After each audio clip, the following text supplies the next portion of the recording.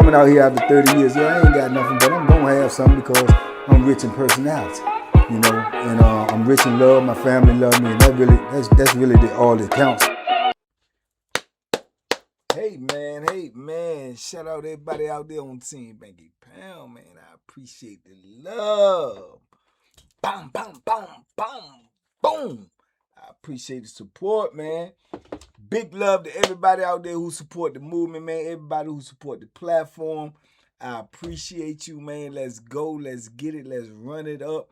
150K, biggest meet and greet you ever seen. Let's do it. Let's make it happen.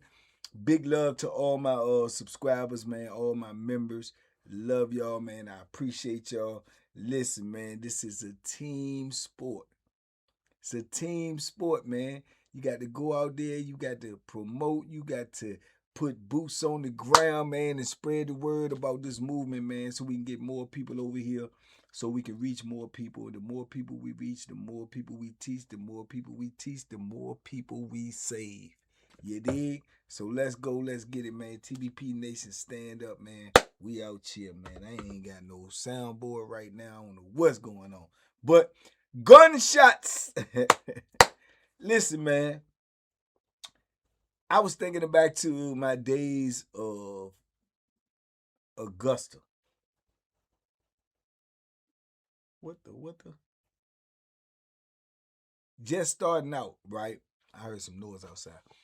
Just starting out, right? And I remember one of the first dudes that I met after leaving the wall and going to Augusta. Like one of the first dudes that I met that just boom, you know how you meet people just pop out in your head. It's like boom, he just popped out because he lets look so weird and he looks so crazy. I keep wanting to say Rambo Disco or something. Is a name like that. I can't like lock in on his name in my mind, right? But I remember this Joker, man, because he just looked so different. He was tall, man, like about 6'5", 6'6". But he was bow-legged, real bow-legged, right? He walked like a, you know what I'm saying? And he kept his arms out, but he was slim though, but he walked like he a super big Joker. His walk was what everybody, you know, acknowledged him by. He just walked so funny, man. His legs was real bow. He was real tall and slim, like cut up, but he just walked. But man, he was a dusty, dirty looking Joker. I mean, you know, we talking like 89, 90. He just looked so dusty, man. He had like a knotty, matted afro. He ain't comb his hair, like wash his hair or nothing. His clothes was always wrinkled and hanging off of him. You know, ain't got his shirt, you know, tucked or nothing. He just looked dusty. You know what I'm saying? But he was so big and his walk was so different that you can notice him from way down the boulevard. You'll know who he is. You know what I'm saying? And I was like, man, this you know, and this is a weird looking cat right here. And then I started hearing about, you know, like who he was and what he was into. You know what I'm saying? And he just was a dude that had been locked up for a long time, almost at the time that I'm getting there around him. He still already been locked up almost 25 years, right?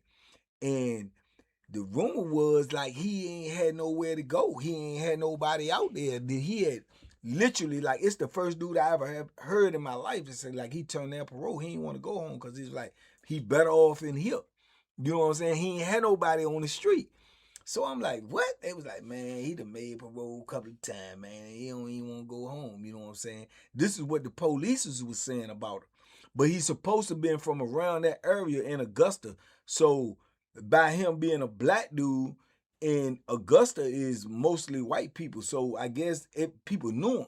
You know what I'm saying? I don't know what he was locked up for. You know, like I said, in Virginia Penitentiary, we don't talk about that. We don't be like, man, what he locked up for this or he locked up for that. Only way somebody gonna really talk about you being locked up for something is if you got one of them freak Bama cases, like, some grape or some kid stuff like that. Other than that, people ain't gonna really know, right? But all the prisoners, all the COs that was at that prison is like they knew him. Like Cause you know they from that area. They knew him like on the street, like they grew up with him. Cause like he like one of the only black people that was around. But like he always got in trouble, this, that, and the third. So I can remember just looking at him, man, all the time. Every time I seen him, it's like he catch your attention because, like I say, he's so tall and lanky in the way he walk. And man, he always hung around with the white boys. You know what I'm saying? Like cause he was a broke dude, so he leaned on them to get money. And then they say everybody they put in the cell with him, it'd be a white dude. Ain't no black dude gonna stay in the cell with him because he dusty. He don't take showers. He don't do none of that. You know what I'm saying? So ain't no joker go stay in the cell with him and say he be in there with the white boys. But they say he be, yeah. He be forcing himself on them, and they be like, some of them will tell on him, and you know what I'm saying, he'll get in trouble. They'll lock him up or this, that, and the third.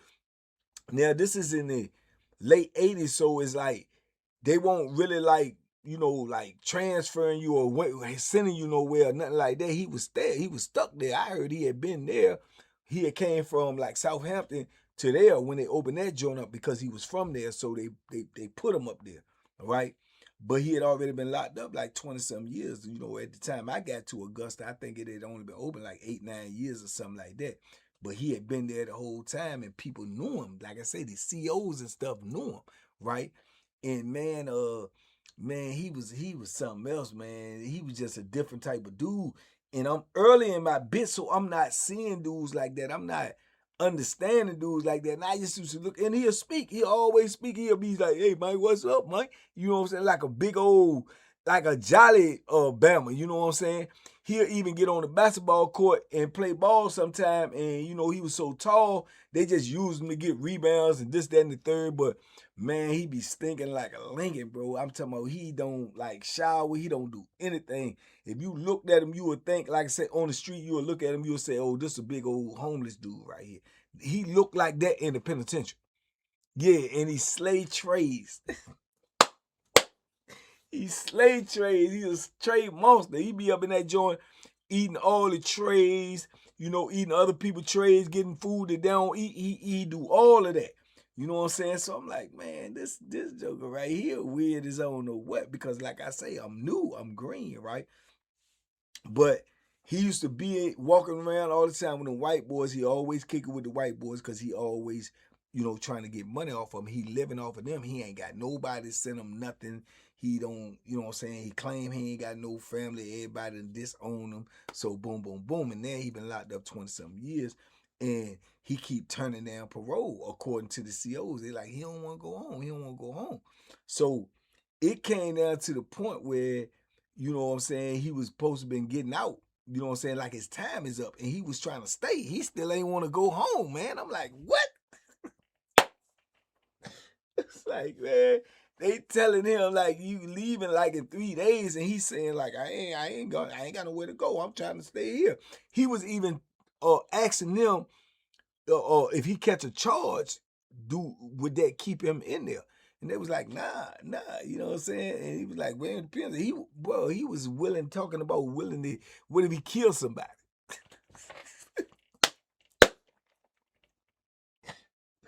What if he kill somebody? Man, they say, nah, man, you gonna get locked up. They gonna take you to another court. You gonna have to go there. You ain't no telling. He wanted to literally stay there on Augusta because he knew some of the COs and they was, they give him a little favor or whatever. They understood him or whatever. They give him a little favor. But also he's like, he didn't have nowhere to go. Man, it's sad and it's crazy at the same time because it's like you would think in your mind somebody would want to go on the street and fight, fight for themselves instead of being in this type of environment. But according to him, like, this was all right for him. He was cool with it. He done mastered how to get over, how to eat, how to, I guess, you know what I'm saying, get his little rocks off with the white boys and, you know what I'm saying, and extort them and get money from them. And he was okay. He was literally okay in the penitentiary, according to him, opposed to just being shot out there to the streets and he'd be on his own. You know what I'm saying? So I remember everybody was talking about it, man. They was like, man, he don't even want to go home, man. That joke crazy. You know what I'm saying? I'm like, yeah, he got to be. Because at this time, I only been locked up for a couple of years, and I want to go home already. Super bad. I'm almost ready to cut a finger or two off to go home if that's what they say I got to do. And yet to see a dude that's saying that he ain't really trying to go out there. You know what I'm saying? Like he eyed in here. And I remember he caught a charge, man. He assaulted the CO. Right? He assaulted the CO right there on the boulevard. Just took off on him like a day or something before he supposed to be leave, and thought that he won't go, you know what I'm saying? That was gonna keep him in there. You know what I'm saying? And I'm like, man, what? Yeah, they said, man, old man Disco or whatever his name was, took off on the sergeant right there on the boulevard, man. And he, boom, boom, boom. And they locked him up, roughed him up, right, put him up in the joint. So he thinking that now he good. They got to keep him there for this, that, or the third. So they had him in the hold and everything. And then a couple of days later, his release date come. Man, they said they had to kick this man out the penitentiary. They didn't want him no more. They didn't care. They wanted to get rid of him. They wanted to get him out of there. And he ain't want to leave. They said, man, they came and packed him up and everything. He bucking. He act like he don't want to go, man. They had to extract him from the cell, put cuffs on him, put shackles on him, drag him out to the joint. They give him a bus ticket pass, or they supposed to drive you either to the bus station and let you go, or either give you a bus ticket, you know what I'm saying, check, right, that you can catch the bus to wherever you had to go. He kept telling me he ain't had nowhere to go. Man, they said they put this joker in a van, handcuffed and shackled, tussling and everything, had to drive him outside of the gate. Open the gate, open the van door, get out, get the officers, take the cuffs off of him, take the shackles off of him, leave him right there, and threw him his bags, man, and left him, man. Turned around and came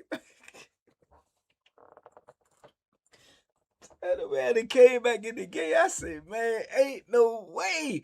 And they say, yeah, bro. They said that's what they did. And they said they left him out there on the street. And they say he just picked his bag up. He had a duffel bag. He picked his bag up. And he said started walking down the street. So it was COs that came in to work the next day. They were saying like they seen him walking down, you know what I'm saying, the street and everything. Some dudes say they seen him later on that evening or that night. He was at a gas station, standing out there in front of the gas station with his bag at the bus stop and stuff like that. And I'm like, man, that's crazy to me. That is crazy. It's like he didn't want to go. They say, man, he was out there trying to commit a crime, thinking that if he commit a crime, he gonna come right back to Augusta. You know what I'm saying? I'm like, y'all see, they say, yeah, man, he out there. You know what I'm saying? People seeing him. And these is the COs is coming back and telling us this, or telling, other convicts that ended up spreading around, because you got to think now, these are all racists too up here. All of them, almost 90% of everybody that worked on Augusta was white. You know what I'm saying? So they was talking about him like, they said, man, yeah, you can't miss him. He walking down the sidewalk, because his walk alone, you could tell him, I'm telling you, you could see him from 100 yards away. You'll know who he is. You'll know, because he's so tall, and he literally walked with his arms out this wide away from his body, and his legs is bowed like this. So just imagine that, and you seeing that, and you could easily pinpoint him, So dudes say, yeah, man, they seen him out there. So it's like about a week had passed or something, and they said that he had went in the gas station and asked the people, you know what I'm saying, try to act like he was robbing. He ain't no gun, he ain't no nothing, but the people still call, you know what I'm saying, they join on him, they come get him, lock him up, say he was in the local jail, say he ain't even want to be on the street, bro. He ain't even want to be on the street, man. And you tell me the penitentiary won't destroy your brain? I don't care what I got going on. I still want to be on the street. If I ain't had no family left, if I ain't had nothing left, I would still want to be on the street instead of in the penitentiary. But he had came to a point where he had adapted his life to the penitentiary, and that's the way he know how to survive. That way he know he gonna eat every night. That way he know he got somewhere to sleep every night. On the street, he ain't had that. You know what I'm saying? So he literally was trying to come back to the penitentiary.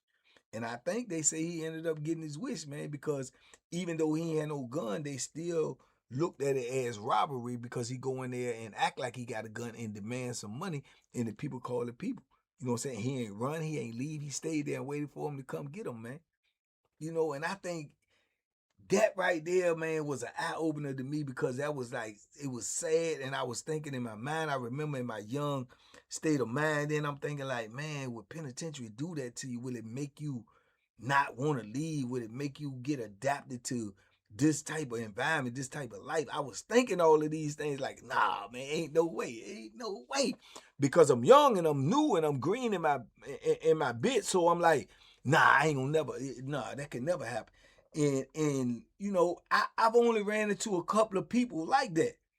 It's been a couple. More, yeah, surprisingly enough, more than one people I'd have met, about 2, 3 of them, maybe 4, that felt like that. Like, I ain't got nowhere to go. What else I'm gonna do? I remember I ran into the dude that I was on, I want to say River North. Was it River North? I was on one of them joints with a man, and he had nowhere to go. All his family had died, and he loved his boy, and he didn't want to leave. He wanted to stay with his boy. He said, that's the only person in the world that loved me. I don't want to go home. He ain't going home. I don't want to go home. I'm like, man. So, man, the penitentiary, man, it's a mind altering place, man. It will change your whole mind if you don't, you know what I'm saying, stay strong, stay locked in, man. I remember that, man. And like I said, over my doing time, it's like everything is literally, it's like in real life, everything is literally teaching you something every day. You just have to be able to receive the lesson. And I believe I seen all these things and I experienced all these things early in my bit, because I didn't know, but God and the squad knew that I wasn't gonna be getting out for 3 decades. You know what I'm saying? And man, I remember that, bro. They had to kick this dude out the penitentiary, fighting, scratching, and kicking to leave the penitentiary, dog. And then go right out there in a week or something and try to do anything you can to come back. To come back to prison. Man, that's diabolical right there, man. That's diabolical, man. I don't know if dudes ever seen him again. I never saw him again. But I definitely remember him because he stood out so much on the compound. Everybody on the compound knew him. Anybody who was on Augusta back in the late 80s, or probably when they opened, he was there before I got there, would remember this dude, man. I want to say Rambo, Disco, uh, something like that, but they'll know him. Tall, knotty head, dusty looking brother, man. Real bow-legged. You know, and he loved them boys, he loved them white dudes, he ate off of them, he lived off of them, he survived off of them. And without them, he wouldn't have nothing. He crushed everything in the kitchen. He going in there every day. He gonna steal food, take food. They knew what he was doing. They ain't even really bother him like that, because they know he ain't had nothing. You know what I'm saying? But yeah, man, I just remember those days right there. That was some crazy work right there. And I was like, man, I hope I never ever, you know what I'm saying, let penitentiary get to my brain like that, where I don't want to leave, where I feel like I'm more comfortable here. And it's also said that he stayed in there so long that he felt like nobody on the street knew him. He ain't get no money, he ain't get no cars, he ain't get no visits, he ain't get no nothing. This is why I tell y'all that if you got somebody locked up, man, staying in touch with them, just minimal stuff, sending them a card every now and then, even if you ain't got the money to send them, is monumental to their mental health, man. It is monumental to their mental health. Because once you start living that type of life where it's every day is a survival mode, every day is potential danger, every day you in misery, every day you ain't around nobody or nothing you love, man, it's gonna work on your mental, dog. It's gonna work on your mental. And I was glad that I experienced some of these things early, because it put me on point. You know what I'm saying? To stay sharp, to stay focused, to keep my mind to this ain't it. This ain't it. I can't stay here for the rest of my life. I can't die here. I can't, you know what I'm saying? I gotta get back home. You gotta keep that in your mind. If you don't keep that in your mind, you're gonna get lost. You're gonna get caught up. You know what I'm saying? And the more and more people don't get in touch with you, they don't reach out to you, you're gonna start feeling like everything is lost. This is it. This is my life. This is all I got. And I think that's the stage that he was in. You know what I'm saying? That the people gotta fight you to get you out the penitentiary. Have you ever heard of anything like that in your life, that people got to fight you to get you out the penitentiary? And then you don't want them to take you nowhere. They'll take you outside the gate and drop you off and say, go, get on. Get on. He just assaulted the sergeant. Okay, we don't care. Go ahead. Get away from me. Get away from the penitentiary, dog. Bro, he had to be kicked out the penitentiary. He had to be kicked out the penitentiary. Diabolical, man. Man, hey, man, I'm telling you, man, this crazy world, man. This is a crazy world, man. Man, protect your mental. Protect your freedom. Don't get locked up. Don't get locked up. I'm telling you, stay on the street. Thug it out. Fight it out. I don't care how bad it get, man. Thug it out. Fight it out, man. At all costs, man. But, man, keep your freedom, man. Protect your freedom, man. Please protect your freedom. Man, y'all talk to me in the comments. I talk back, man. Big love. I got to go see the doctor, man. Make sure my health is in good shape, you know. And y'all should do the same, man. Make sure you get checkups. Make sure you're all right, man. Your health is your wealth, man. But TBP Nation, man, talk to me quick before I forget. Hit the hype button. Hit the like button, man. Leave me a comment. Let me know what you think about this, man. A dude having to be kicked out the penitentiary. Crazy. Crazy. Crazy. Boom.